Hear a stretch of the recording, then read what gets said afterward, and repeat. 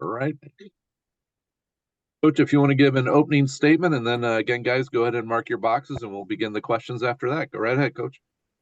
Yeah, no, good morning. Yeah, listen, tough loss.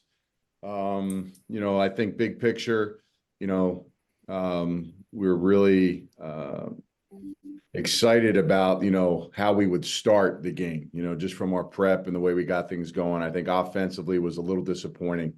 And it really comes down to just straight execution. I give credit to Michigan, Coach Nolan. They had, again, a whole offseason to prepare for, their first game against us. And they gave us some things that, kind of shook us up a little bit as far as, we had to, make some moves, make some changes. But, for us not to be able to kind of, get anything going after the defense got us 2 turnovers is disappointing. That's just not who we are. We're better than that. So, we'll correct it. Everything's correctable. No need to worry. We don't see anything that was like, man, we can't get this done.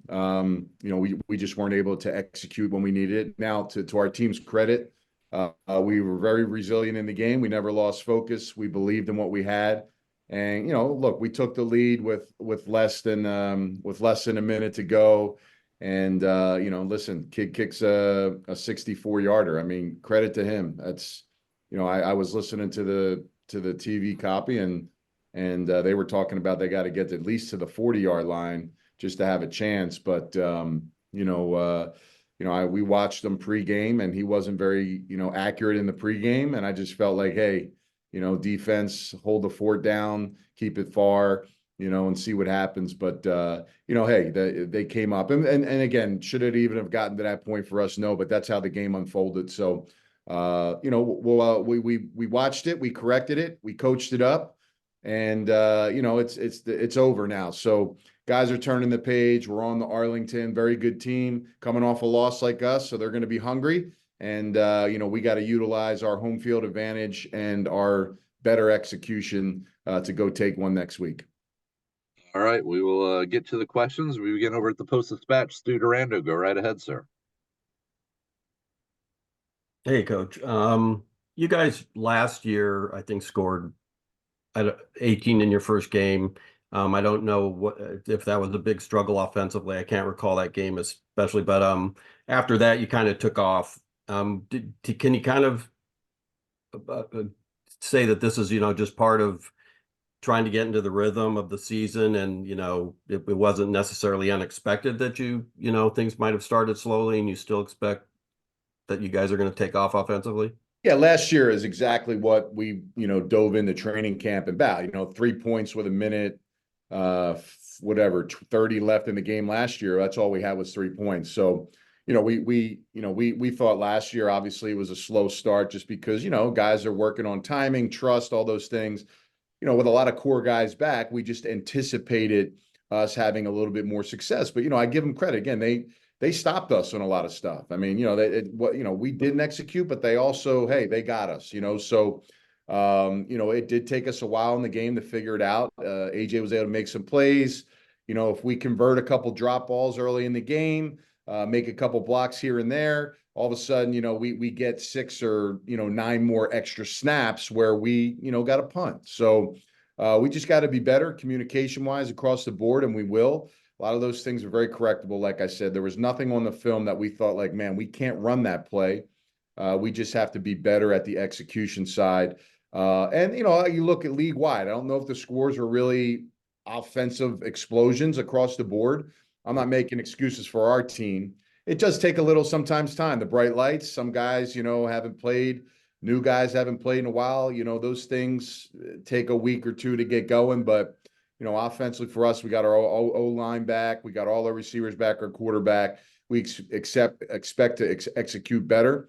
And, it better get better next week and early on because, that's just the standard we have. We put a lot on our guys because we believe they should be able to do it. So, we got to help them out too as coaches and put them in good spots. But we have to be more complimentary in the game. When your defense gets 2 turnovers, Stu, you got to get points on the board. You get a short field or whatever that may be, or get your opportunity. You got to stick your dagger in teams early. And, that's not the way the game turned out. And hopefully we can do that differently next week. Thank you. All right, we will slide on over to Spectrum. Greg Claremont, jump right in. Hey, Coach. I'm just curious. Certainly every team has some turnover of personnel, but as you're getting your guys ready who haven't played here in St. Louis, what are you telling them about what to expect in the environment? And then conversely, does Arlington, having come in here last year, you think negates some of that advantage at all? Well, they'll know what to expect, obviously, from the crowd noise. But I think the biggest thing is with so many different defensive players, and obviously the back end guys, communication is key.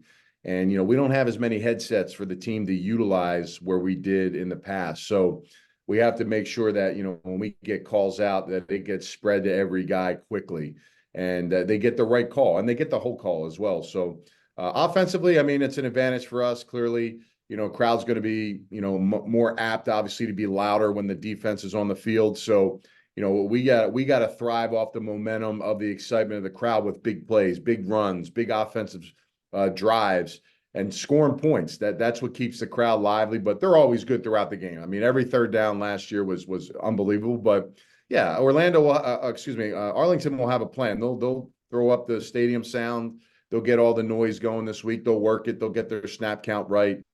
But is it an advantage? It's an advantage, if you can go out there and execute, do it. Some teams are able to come in, embrace it, and do well. And some teams, it took them some time. So I think it's more about what we do, Greg. And if we can go out there and control what we can control, it'll put us in a lot better place on what it does for the other team in the game. All right. Up next over at Scoops, Andy, go right ahead.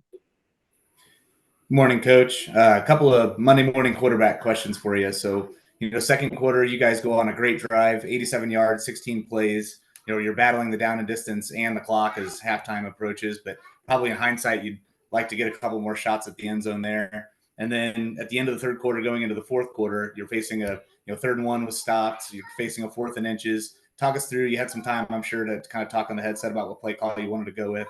Maybe take us into a little bit of your thought process there. Yep. So the first one before the half, look, we got plenty of time. I mean, the clock was going down. We had our timeouts. We just need to get a first down. So, we didn't execute the plays. It didn't allow us to get in a situation. I think we were 4th and at least 8 or 9 on that right before on that field goal. So there's no way we're going to risk going for it there. All right, let's get our kicker out there. Nobody scored. Let's get 3 on the board. We get the ball back in the second half. If we can get at least a field goal or score there, now we can get ourselves in good position.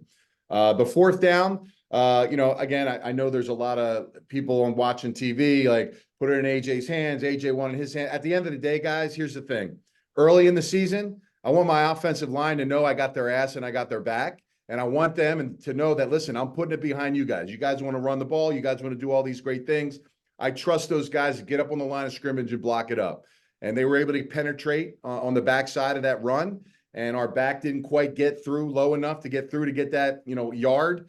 To me, when you're talking about less than a foot, I just don't think that's a down where you pass. I don't care how good your quarterback or what is. It's about, getting your guys up front to know that, listen, I'm putting it on your back. This is what we got you guys for. You guys are the offensive line from last year. And I got a back that's, I want to give him the trust to know, like, hey, get in there and get it done. We had a little hesitation on the handoff.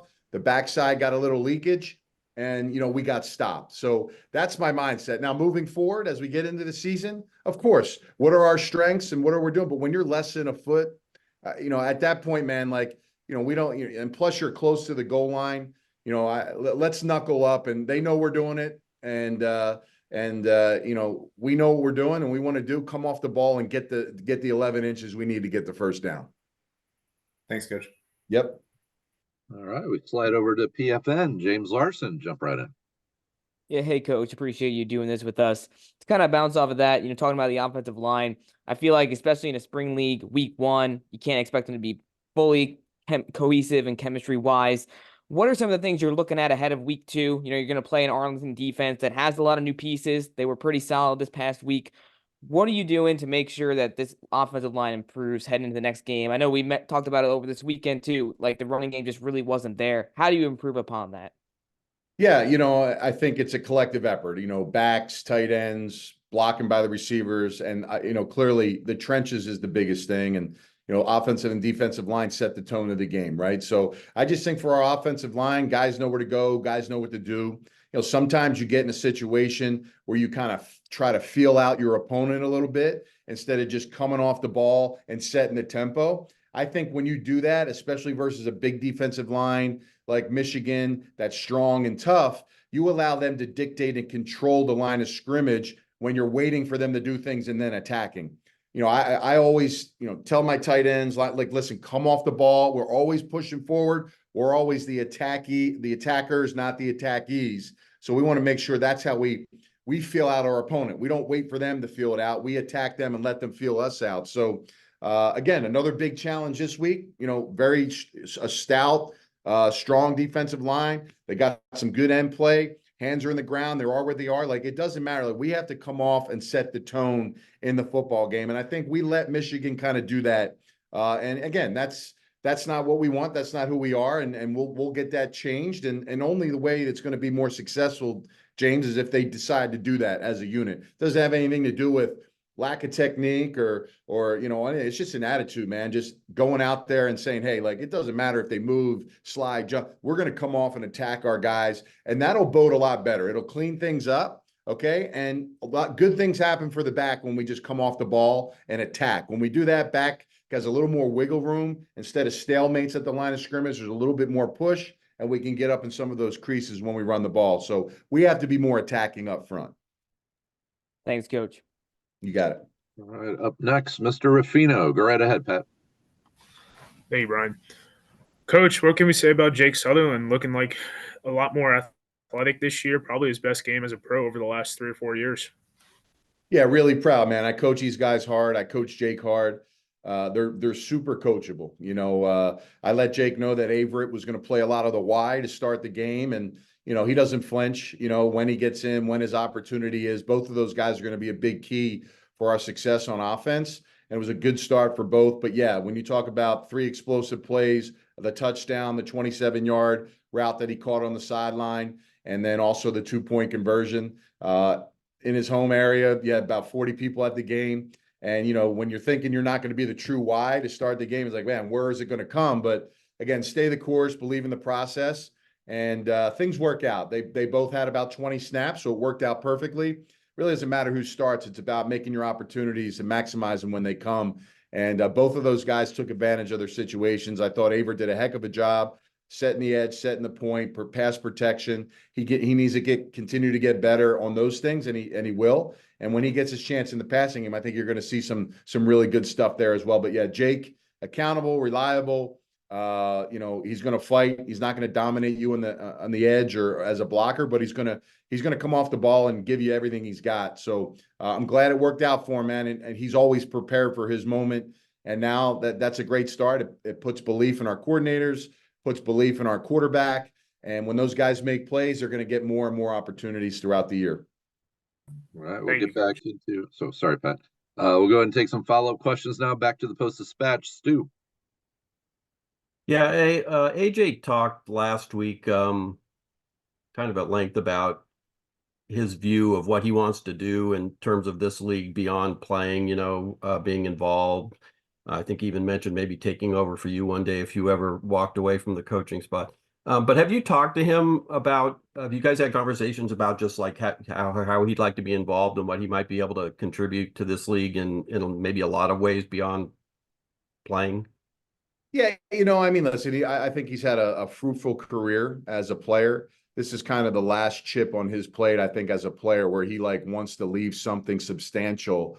That's why he came back. People talk about all the time, like selling, and I knew AJ was going. He's a competitor. He knows what we had coming back, and he felt like he left something on the table, and that's why he's back here. Now, what the future lies for him, coaching, coaching his kids, coaching in the league, being a part of this team, those are conversations we can have after the season. But I think right now his number one priority is being the quarterback of our team, functioning, helping us function, executing at a high level, and making the plays that I think he should be making. So, we got to continue himself and the rest of the offense to get better, to improve, and play 4 quarters, right? And that's the biggest thing on our table right now. And then, you know, if he wants to take my job or anybody else's job, that we'll see how that works out. But if we're not winning, you know, I don't know if anybody's going to want either of us back come next year. But you know, look, he's at that age in his career where he obviously is probably thinking what those next steps are.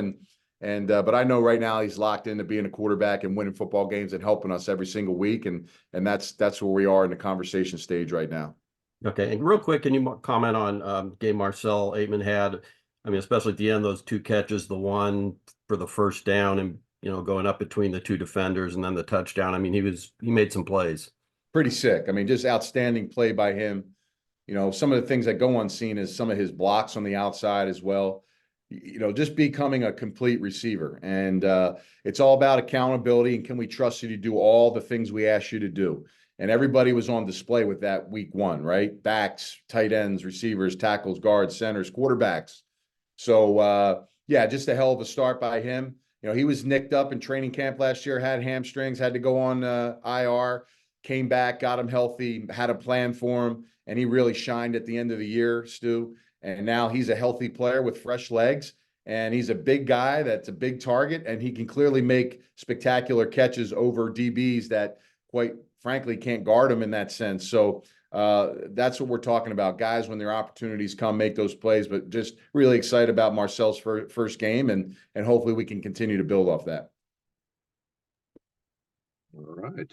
Up next, back to Greg over at Spectrum. Go ahead, sir. I think Jake's family or cheering section might have had something to do with this, but I did notice that you did have fans there on the sideline. I wonder if this new geographic footprint allows you guys to have more folks on the road maybe than you would in Orlando or Vegas or Seattle.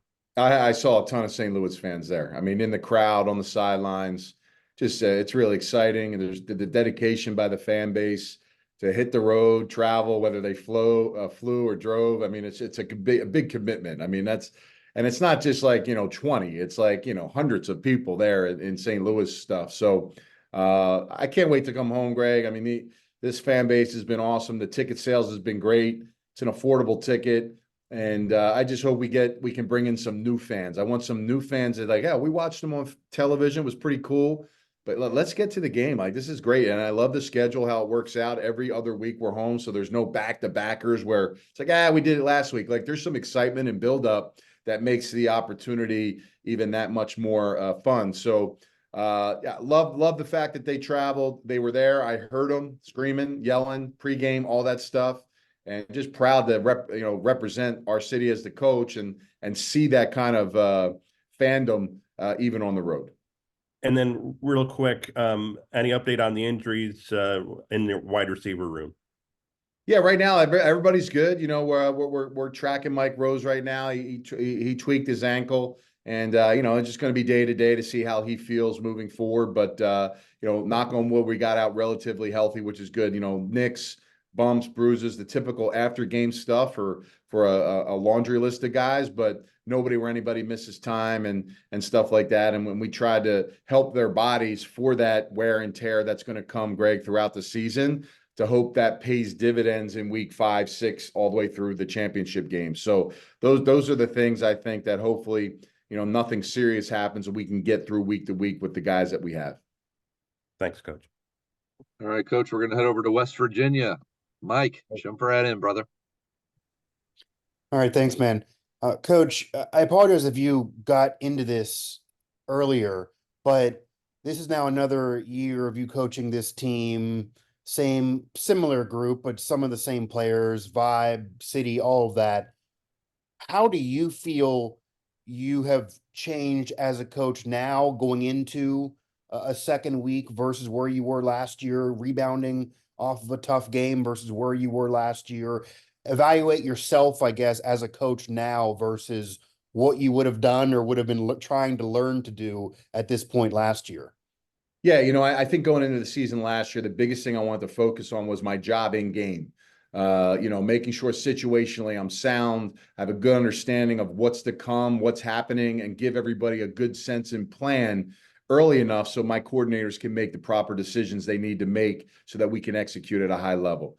You know, last year, we had a little bit longer training camps. There was a little bit more banging and some things going on there. Like, how could I be different? How can I get guys fresh, feeling good for the season? That was a big kind of learning experience for me because, you want to push them hard, but you also got to tear it back and figure out that happy medium. So for me, that was a big emphasis in training camp this year is make sure we get our work in, but make sure we get the schedule set so that guys can get adequate rest so they feel good, not just for the game, but the practices and that everything we do. So, that's probably the biggest thing going into the season. Everything else, I really overthink a lot of things. I've been in a lot of teams. I've been around a lot of head coaches. I've soaked in a lot of information, good, bad, or indifferent. And then, of course, there's the ways that I would have done it or the ways that I feel like make sense from a player's perspective and also from a guy that, listen, like I saw this or this is how a guy in college did it. Like, I don't know, like, why would I, do I want to do this pads every day? Do I want to go 2-hour practice? How do I want to get it out? So,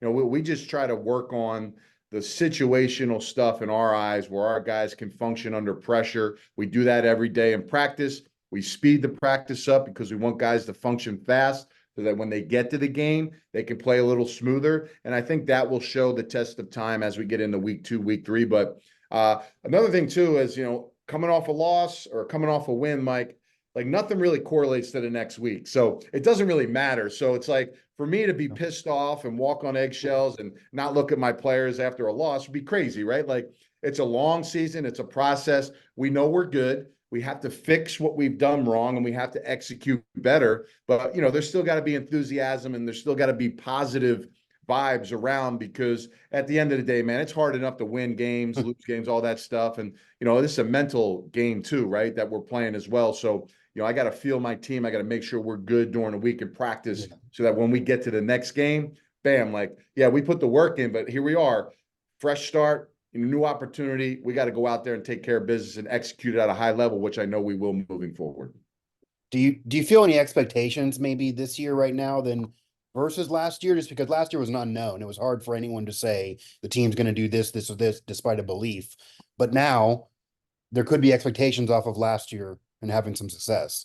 If you don't have high expectations or people don't have high expectations for you the following year, then you probably deserve to get fired, right? Like, for me last year, like I wanted to win the championship. We went 7-3, second best record in the league. That wasn't good enough to get us to the playoffs, Mike. So this year, outside, with the championship games in St. Louis, all that stuff, people want to build around that. The pressure's there and stuff, but we want to get to that point. We want to get to the playoffs. We want to win the 8th game or whatever we got to win to get in, to get that chance to play in the playoffs. So yeah, there is a high expectation. If you don't set a high standard for yourself as a player or a coach the following year, regardless of your success, whether you won the championship or you came in dead last, that would be crazy. So yeah, I do put a high expectation on what we should be this year and what we should look like. But also I understand that from the outside that, that's always going to be there and it should. I promised the fan base last year, show up to the game and we'll deliver a product. Well, I got to deliver a product every single week.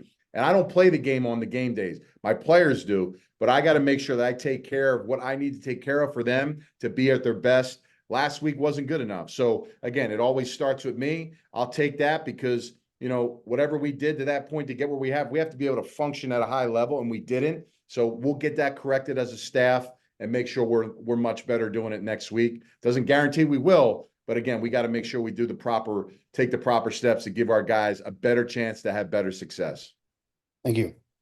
All right, we got time for one more. James, go ahead with your follow-up, sir. Yeah, one guy I wanted to highlight defensively was Willie Harvey. I thought he had a really good game. He was flying around everywhere, led the team in tackles. What can you say about his leadership on the defensive side of the football and what he brings to your organization? Well, there's a reason why he's a captain, right? Willie's a guy that comes to work every day, never complains, always around the football, doesn't complain. He's on all the special teams. And, we told him about that honor, obviously, the night before the game, and he deserved it, man. Like I love guys that do things in the brush, in the bushes that, they're not looking for the acclaim or they're not looking to get the pat on the back. They just love the game. They're going to show up on game day. Even him, like Mike Rose could have easily been a captain. Both of those guys were leading the day. I mean, like just lights out the entire, and hopefully we get Mike back quicker than later, but those two guys are our core guys. Talked about our linebackers being our core players on defense that return, that we trust. And, to have Willie come out the way he did, heck, he could have had 3 picks in that game, if we do some things a few inches here or there. But just around the football, like you said, making tackles, doing great on special teams, giving you maximum effort, even though that, they just had maybe a 6 or 7 play drive and getting on punt return to do his job. I mean, those things are, to me, qualities of a leader, of a captain, and that's why he's our captain for this year. All right. Appreciate everybody dialing in. Coach, thanks for the time. We'll send out schedules later this week, notes and all that good stuff. But again, appreciate the time today, guys. Thanks. Appreciate Thanks, it. Go Coach. Battle. Thanks, Brian. Thank you. Thanks. Thanks, Thank you. guys.